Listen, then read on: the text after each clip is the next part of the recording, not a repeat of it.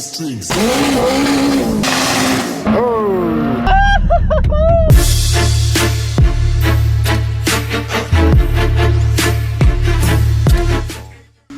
Alright guys, back at the shop today, and I went ahead and welded the little bung on the oil pan for the turbo drain. I just welded it on the inside of it so that I could get it nice and tight up here to the top, and that's pretty much exactly what I did on the last oil pan. So I got it all sealed up. One of the things about the K24s that I don't like compared to the Type S engine is they don't actually have a factory oil cooler on it. So you can see right here, there's nothing in between the oil filter and this. So if you come over here to this is the K20A2 block, you can see it has this little guy right here, which this is an oil cooler. So what it does is it uses the coolant, and runs a little hose right here to right there, and it actually circulates the coolant through like a little, I don't know if it's like a wafer puck looking thing in there, but essentially it transfers heat out of the oil into the coolant, which is a good thing. And the other thing it also does is it transfers heat from the coolant into the oil. So you don't want a huge variation in oil temp and coolant temp. And kind of one of the things that I figure about these things is when they're, when you're drag racing, when you're just sitting there, you're sitting on the hot pavement, let's say you're at an event, all this oil doesn't really have a huge chance to cool off other than what's in the oil pan. The Type S actually has an aluminum oil pan too that I feel like helps disperse a little bit of heat. But one of the other, I guess, benefits of having the oil cooler is, like I said, it transfers heat from the coolant into the oil. So when you first get in your car and you start it up, it actually, the oil usually takes a lot longer to heat up than the coolant, and that's it's kind of important to kind of have them both at the same operating temperature, especially if you're going to go beat on stuff. So so that's the nice thing is, so when this thing is like actually cold, it actually warms up, and then when it's actually hot, it'll actually transfer the heat out of the oil into the coolant, which is good. And I don't think I'll have any, obviously I haven't had any issues with it getting hot at all before, but I do have the really nice big full-size coil radiator that has been doing a great job at keeping this thing nice and cool. So a couple little benefits. One of the things you have to do is you have to swap out this whole front piece right here. So this whole front water neck you have to swap so that it has that little coolant port right there. And then in the back of the block right here, it has an Allen head that you have to take out, and that actually goes to the coolant passage, and there's like this little block off thing, and then there's kind of a little guy with a flange and an O-ring that goes right there. So you can see you need to swap basically this whole setup, take that little plug on the inside out, and then actually install this plug right here so that the coolant comes into this passage, goes into here, into the oil cooler, then it could go up front to this thing. So I'm gonna go ahead, take all that stuff off, and get it swapped over to the K24.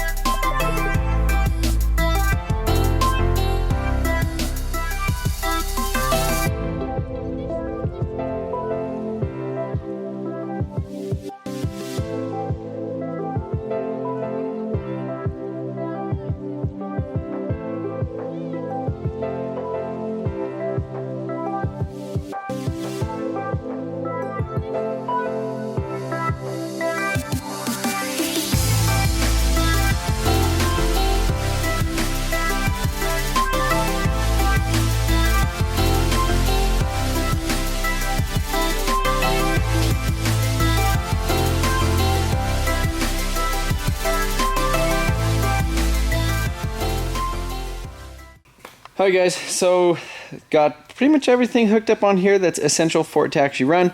Got the intake manifold all cleaned out. There was a bunch of crud in there and basically a bunch of metal aluminum piston bits and stuff that got shot into there. Same with the exhaust manifold.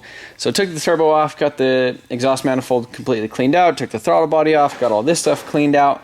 Got all of the K-tune parts on there. So we have the little water neck on the side. We have the K24 intake manifold adapter thing bolted on the front. We have the alternator stuff hooked up. I did switch alternators to the K20 style, where this plug is actually on the side instead of sticking out of the front, where it was like almost touching the radiator. I think that's about it. We got the vacuum lines kind of plugged. We got the fuel lines in, so I'm going to turn the key, make sure it's not leaking fuel, and then we're going to actually test fire it, see if it fires up, and then I guess go from there. So Ty, what do you think? Is it going to fire up first try? I think it's going to fire up, and it's either that. If it doesn't fire up, if it doesn't fire up, you got these things backwards. They're not backwards because the lengths. Well, the lengths they're different on the K20s because they go in. All right, well here. It was that harness was made for a 24. It's gonna fire. We should. It's not in gear or anything, right? No juice. Ground? We have none of the grounds hooked up. No, I do have. Oh, yeah. None of the grounds are hooked up. They're chilling right there. What an idiot. I shouldn't be allowed to build cars. Alright, round 2. Alright, I think third time's the charm. Ty?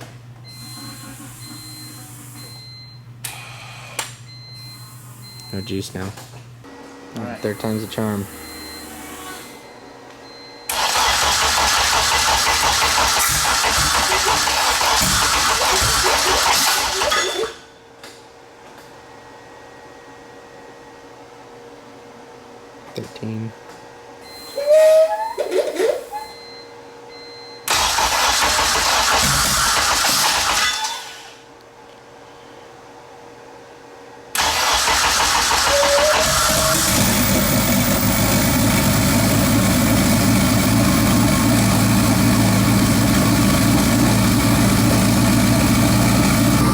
There she is, boys and girls. She runs.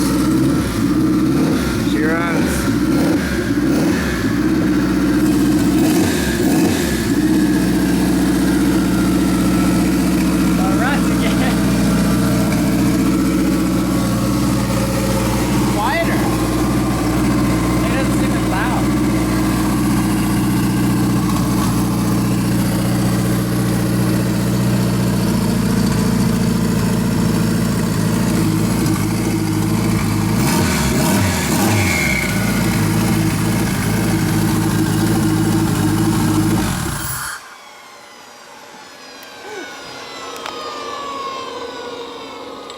Let me see if it starts again.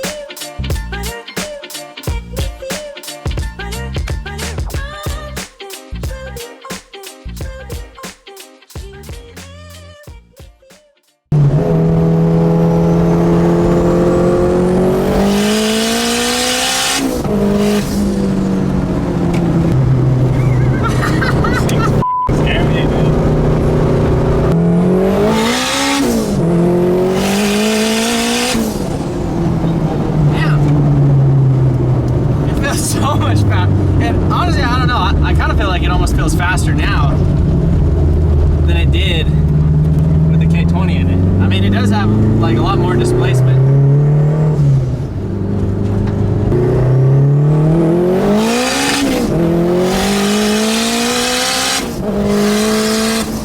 That's so weird. Like, you just wouldn't expect a Civic to feel like that. Is that like no spin at all? Yeah. Like my car would be spinning like all of those gears. This thing just goes.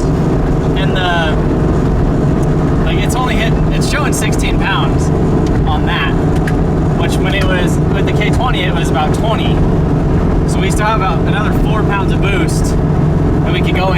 turned the timing down just like 1 degree. So it's got like 13 degrees of timing in it right now, 16 pounds of boost. And it's freaking, I mean, that feels... I almost want one. You want one now?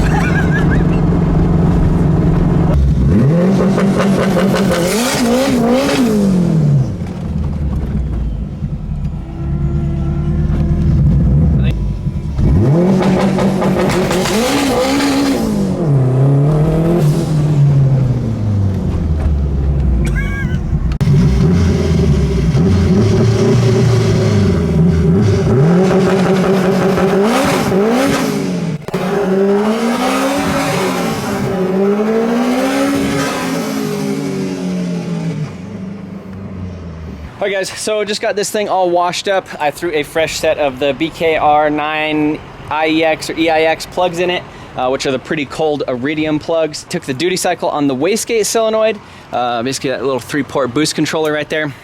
I turned the duty cycle from 38% down to 30% at the high end.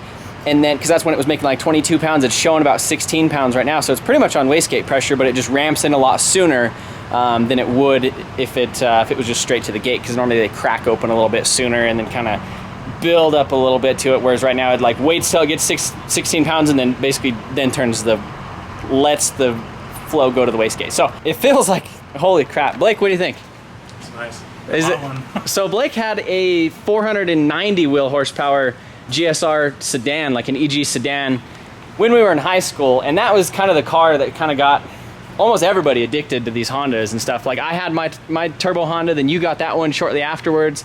Maybe you had that one before I got mine, I don't know. That was when we first kind of started talking to each other. That thing would literally, you get on the highway, and just how this was with the D series in it, it would just spin until you got to like 120 miles an hour, which is crazy. And now this thing, it just like dead hooks, like when you're rolling at least. So I was doing some practice launches. I've talked to a couple guys about running different size tires on the front, the back, because I thought about putting the slicks on the front and then leaving the stock wheels on the back. But I think there's just too much of a tire size difference for that to work. So the other thing is with this viscous coupler, you could kind of get away with a little bit of a differential because the gear ratios are different between the rear diff and the front diff. In general, a lot of people just, if they're running the K series, they just run 24.5s all the way around, and that's pretty much it. They go to the track and they haven't had any issues. You could see launching this thing that the front is spinning, but the back is still pushing it. So it still has a good amount of push, so it doesn't spin from basically just a launch on these street tires how it would spin if it was just front wheel drive. If it was just front wheel drive, this thing would just spin like crazy and not actually, it almost wouldn't even move probably. It'd probably just do like a burnout, just doing that type of stuff. But it actually moves out pretty good. So I think once we actually get to the track and there's some, some track prep and stuff, it might actually hold pretty good. I set the 2-step kind of softer on it a little bit. It's building about 8 pounds of boost. Once we load it a little bit at the track, it might build a little bit more. Trying to stay a little bit safer with this. I'm actually gonna hop on the ECU and turn down the rev limit. We have it at 8,300. I'm probably gonna turn it down to 8. Just to be extra safe, because I know we will be kind of on doing limiter stuff with like launching it and shifting it and all that type of stuff. It is Friday night and it is Friday night drag, so we're gonna take it to the track. So I think I'm just gonna drive it there, and then Blake, do you want to drive my truck trailer over there? And I'll throw the slicks in there. I have a buddy that's actually coming down tonight too, that he said he might be able to bring his extra set of slicks, which he has some 24.5s. So if that works, then I'll go ahead and throw 24.5s on it all the way around, and we'll do some bad boy launches tonight. Hopefully, I think that would be really sick. All right, boys. So we are at the drag races in the Civic. I already did one pass. I did an 11.67 with a 2.260 foot. So that's almost faster than the D series ever went. The fastest the D series ever went was an 11.57. We just did an 11.67 with a really, really soft 60 foot. And I had to shift it to 5th gear because these tires are so small. We're having a good time though. I'm curious to see what it's gonna do now. I'm gonna shift a little bit better because I hit the rev limit and it knocked all the power out of it for a second. So I need to try not to hit the rev limiter, freaking bend the gears, short shift it, and I had to shift it to freaking 5th gear. That sucked.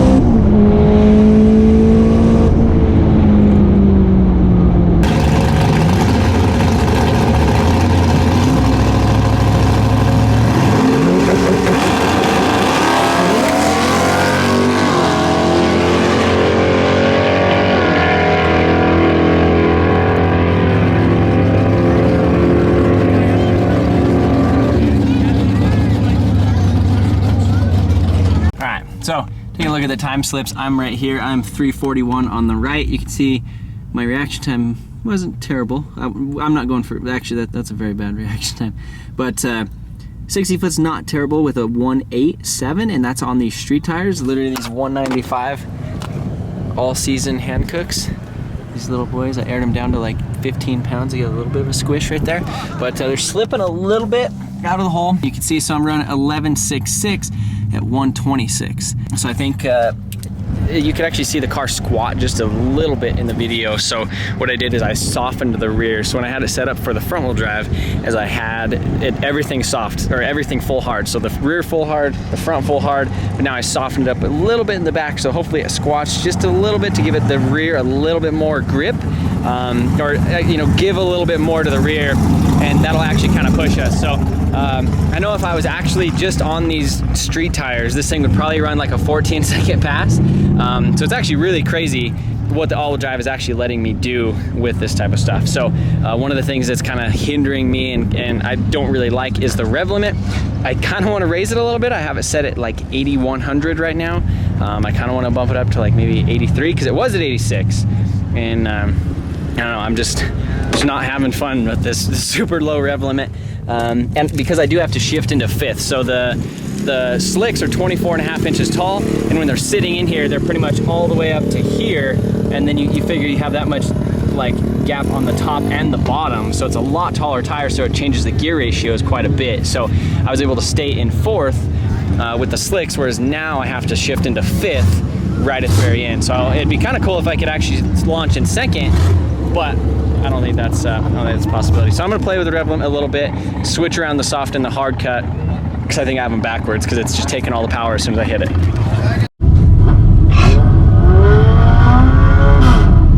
All right, so I changed the rev limit settings a little bit. I did have the settings backwards, so I had the soft cut above the hard cut, which was silly. So I changed that and I raised it just a little bit.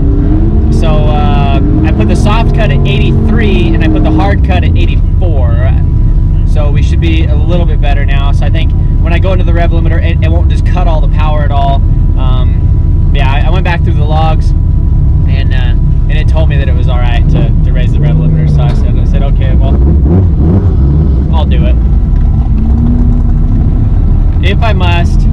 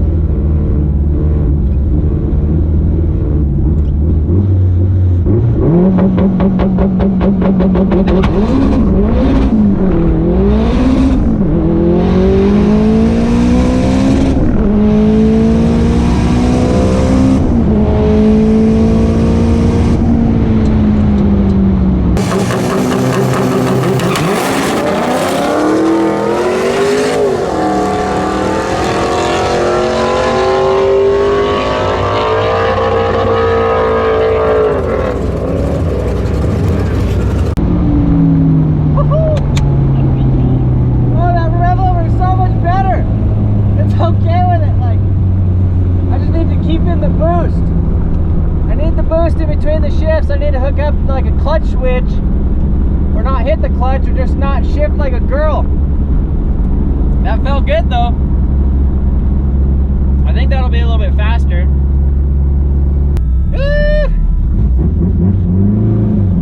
Alright, so we did an 11:35.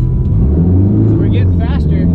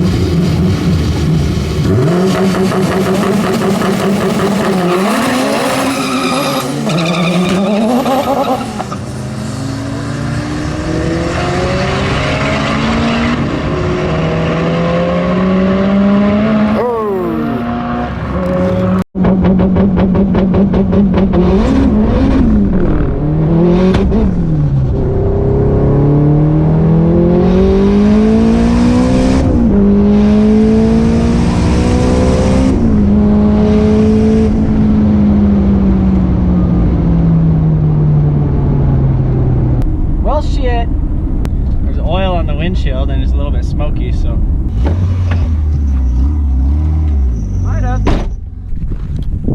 Alright guys, so just got to the end of the track. I turned it off because I seen some oil on the windshield, and so I think it's some sort of a fitting or something down there. It's not knocking, it's not, I don't see a window in the block yet, but there's definitely a lot of oil down there. And I fired it up, I popped it into gear right over here. Basically I turned it off at the end of the track, coasted all the way around, and then popped it into gear. It fired right up, kind of accelerated just a little bit, turned it right off to get to right here. And so yeah, I hope the engine's not, I definitely don't want to be doing that again, but I need to get it back over to the trailer and then get it jacked up and see what exactly went wrong. I mean, I don't know if you guys could see something down there that I can't, but I'm hoping it's like an oil feed line or something like that, I don't know.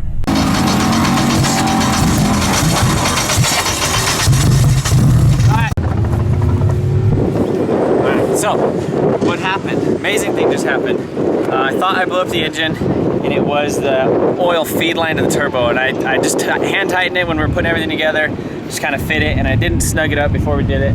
But we've been running all night on these street tires right here, and we had another local guy that just ended up having a piston ring failure on his D-Series. And so he's lending me these bad boys right here, which are 24.5 by 8 by 15. My other ones are 24.5 by 9 or 8.5 by 15. So we're gonna do some all-wheel drive freaking launches, and I couldn't be more excited about it.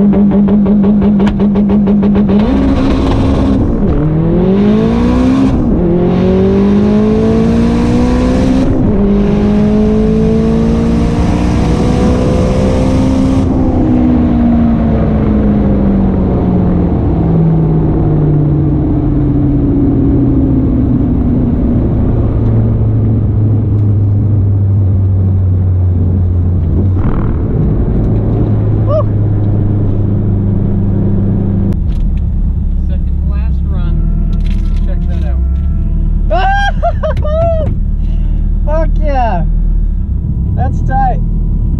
162. Do they have time for one more?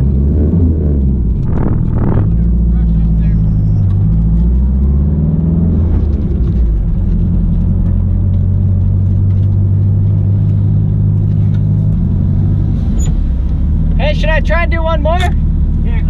He said you're done. He said you're done. Why? He said don't bring it back till you got a cage. He said street digs only. Alright guys, so I guess some good news and some bad news is we actually got kicked out of the track. Ty said that when he was up there filming, what'd he say? So it ran, obviously I was all pumped, and the other staging line guy we know was like, what does that say? And I was like, oh, it's a 10.8, 131. The tech guy was there, and he was like, he's done, no more, don't come back. So we, I guess that's where we're at. The good thing is we ran a 10.8, but we got kicked out of the track. I really wish it was like a deeper 10. Like I wish we were, Yeah, like a 10.5, 10 something like that. Which, I mean, that was the first time tonight that it actually launched all-wheel drive with the slick. So I was having a bunch of random issues with the, basically right here, you can see, this is I have the launch control set up on this little thing. And for some reason, I think the vibrations is vibrating it, and it's enabling the two-step, so it'll hit the 6,000 RPM limiter. It'll hit the 6,000 RPM limiter on it instead of the rev limit. So it's just doing kind of it was doing some kind of weird stuff. So then I set it up to have kind of the safety as the vehicle speed sensor, which we had some issues with the vehicle speed sensor where it was reading. It would go from 0 to like 200 to 300 like kilometers an hour. But yeah, John over there, he has that little Del, well, I guess it's a Del Slow now, but he was trying to get kicked out tonight with it. That single cam makes 400 and some, and he was running, I think 1140s with it. So yeah, he let me borrow the slicks off of the front of his to throw on this thing, which was really awesome. So I could actually play with this thing and see how it is. But it does kind of suck because now in order to do anything super cool with it, we have to cage it or keep getting kicked out of tracks. So I don't know, maybe I'll text. I know one of the tech guys, maybe I'll message him and make sure the other guy's not here, or, you know, something like that. Yeah, so just throwing the street tires on it real quick. I think we're probably gonna drive it back to the shop. Cause I like driving this thing on the street. Loudest noise ever. Loudest noise in the world. All right, guys, so the Civic made it back to the shop. Blake, what'd you think? It's tight. I want one.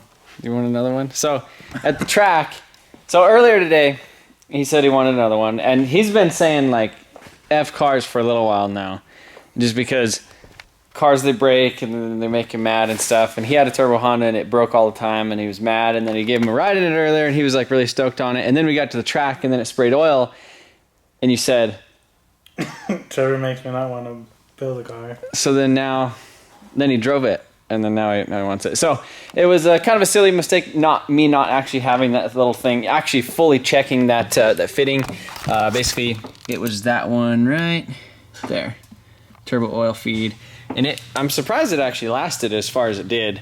But I was really, really happy when they told me that there was oil in the pits, so that means that it didn't happen going down the track. So we got a lot of stuff figured out as far as like the two-step, the limiter type of stuff. And there is an event tomorrow going on in Denver at Bandimere, PFI Speed, and they're doing like an import class, like heads-up racing.